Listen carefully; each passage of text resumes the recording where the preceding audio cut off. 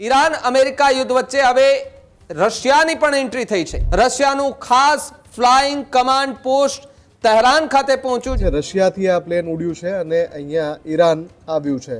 મોસ્કોથી આ પ્લેન નીકળ્યું હતું અને તહેરાન પહોંચ્યું છે। રશિયાનું દુનિયાનું સૌથી આધુનિક અને સૌથી ખાનગી વિમાન, રશિયાનો કોઈ વિશેષ દૂત કોઈ ખાસ સંદેશ લઈને ઈરાન પહોંચ્યો છે। રશિયાના કોઈ મંત્રી છે જે કોઈ ખાસ મેસેજ લઈને ઈરાન પહોંચ્યા છે। શું રશિયા વિધિવત રીતે અમેરિકા અને ઈરાન વચ્ચેના યુદ્ધમાં એન્ટ્રી કરી રહ્યું છે?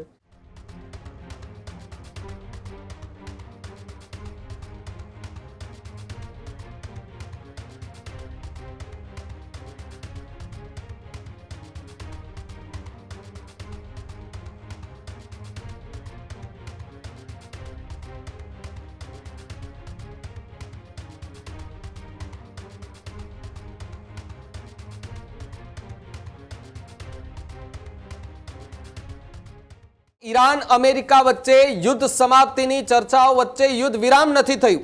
ફરી એકવાર એ જ પ્રકારના દ્રશ્યો 2 દિવસથી જોવા મળી રહ્યા છે અને આ બધાની વચ્ચે હવે ઈરાન અમેરિકા યુદ્ધ વચ્ચે હવે રશિયાની પણ એન્ટ્રી થઈ છે। રશિયાએ ઉડતું યુદ્ધ કમાન્ડ સેન્ટર ઈરાનને મોકલ્યું। ફ્લાઇટ રડારના ડેટામાં આખો ખાસ વિમાનનો ટ્રેક જે છે તે સ્પષ્ટ સાબિત થયો છે।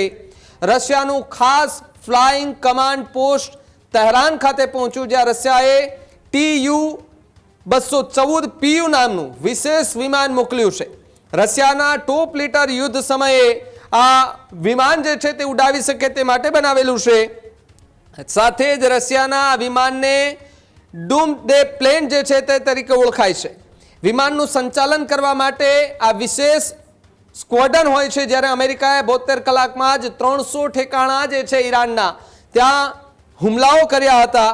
અમેરિકાના હુમલા વત્તા રશિયા હવે યુદ્ધમાં એન્ટ્રી કરશે, ઈરાનની સાથે હાથ મેળવીને એમને સમર્થન જાહેર કરશે કે પછી રશિયાના કોઈ વિશેષ દૂત સંદેશ લઈને તહેરાન ખાતે પહોંચ્યા। ફ્લાઇટ રડાર એપ્લિકેશનની અંદર એક ફ્લાઇટ જે દેખાય છે અને આ ફ્લાઇટ જોતાની સાથે જ ખબર પડી જાય છે કે આ રશિયાનું પ્લેન તહેરાન ખાતે ઉતર્યું છે, એટલે હવે કંઈક નવા જૂની થવા જઈ રહી છે। જી હા, મારા સહયોગી મુફદ્દલ કપાસી કે જેમણે આખોય આ વિમાન અને સાથે જે ટ્રેસ જે કરેલો છે, જે મેપ છે તેનું એનાલિસિસ કર્યું છે, એનાલિસિસ કરતા એમને શું ખાસ લાગ્યું, શું કંઈ કહી રહ્યા છે એમને પણ સાંભળીએ।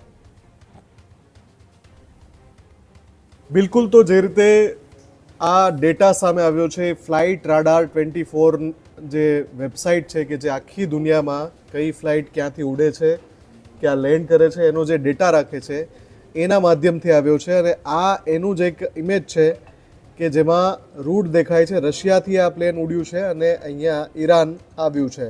આ એનો આખો રૂટ દેખાઈ રહ્યો છે અને જે સિલેક્ટેડ પ્લેન હોય તો એની ડિટેલ અહીંયા આવતી હોય છે।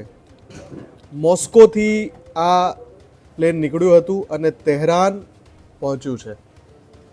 આ જે પ્લેન છે એ ફ્લાઇટનો જે શોર્ટકોડ છે RSD-420 અને અહીંયા જે નીચે કદાચ તમને નામ વંચાતું હશે, હું હજુ આગળ વેબસાઇટમાં જઈને લાઈવ પણ બતાવું છું, ટ્યુપોલેવ TU-214 PU।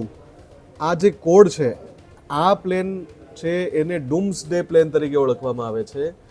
એટલે જ્યારે પરમાણુ યુદ્ધ પણ છેડાઈ જાય એવી સ્થિતિમાં આકાશમાંથી યુદ્ધનું કમ્પ્લીટ નિરીક્ષણ કરવું છે।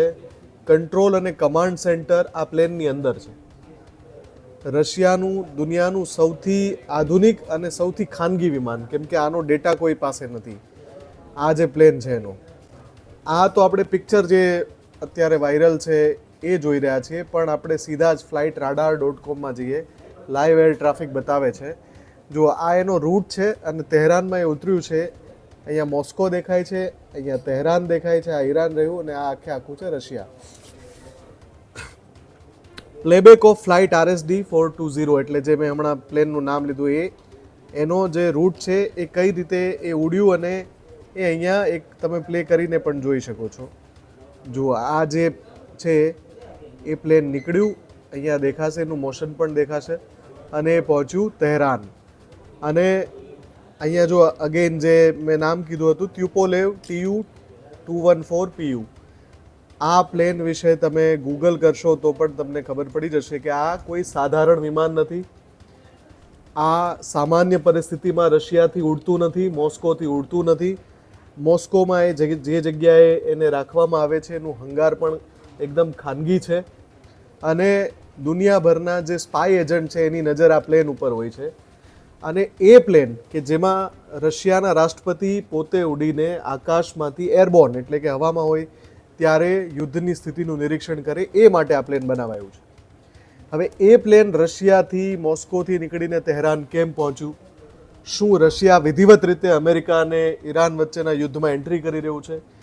જે પ્લેનની અંદર દુનિયાની સૌથી secret command and control centre establish કરાયેલું છે, એની અંદરનો જે સંદેશા વ્યવહાર છે એ પણ એન્ક્રિપ્ટેડ છે, એટલે ત્રીજો કોઈ વ્યક્તિ વાંચી જ ન શકે. સંદેશાની આપલે જે બે પક્ષ વચ્ચે થતી હોય એ જ જોઈ શકે. એટલું ખાસ વિમાન, જો આ એનો ફ્લાઇટનો ડેટા છે જે ફ્લાઇટ રાડાર અનુસાર છે, મોસ્કોથી આ પ્લેન તહેરાન આવ્યું છે. સૌથી મોટો સવાલ એ છે કે રશિયાએ ઈરાનને આ વિમાન, જ્યારે છેલ્લા 72 કલાકમાં અમેરિકા ઈરાનના 300 સ્થળ પર હુમલા કરી ચૂક્યું છે, એવા સમયે શા માટે મોકલ્યું છે? શું આ વિમાનની અંદર રશિયાનો કોઈ વિશેષ દૂત કોઈ ખાસ સંદેશ લઈને ઈરાન પહોંચ્યો છે? રશિયાના કોઈ મંત્રી છે જે કોઈ ખાસ મેસેજ લઈને ઈરાન પહોંચ્યા છે? કે પછી ઈરાને મદદ માંગી હતી અને રશિયા યુદ્ધ માટે હવામાંથી સ્થિતિનું નિરીક્ષણ કરી શકે એ માટે મદદ માટે રશિયાએ વિમાન ઈરાન મોકલ્યું છે? આ બધા સવાલો છે, પણ અત્યારે તો સૌથી વધારે ચર્ચાનો વિષય એ છે કે શું રશિયા ડાયરેક્ટલી ઈરાન અમેરિકા યુદ્ધમાં હવે કૂદી પડ્યું છે?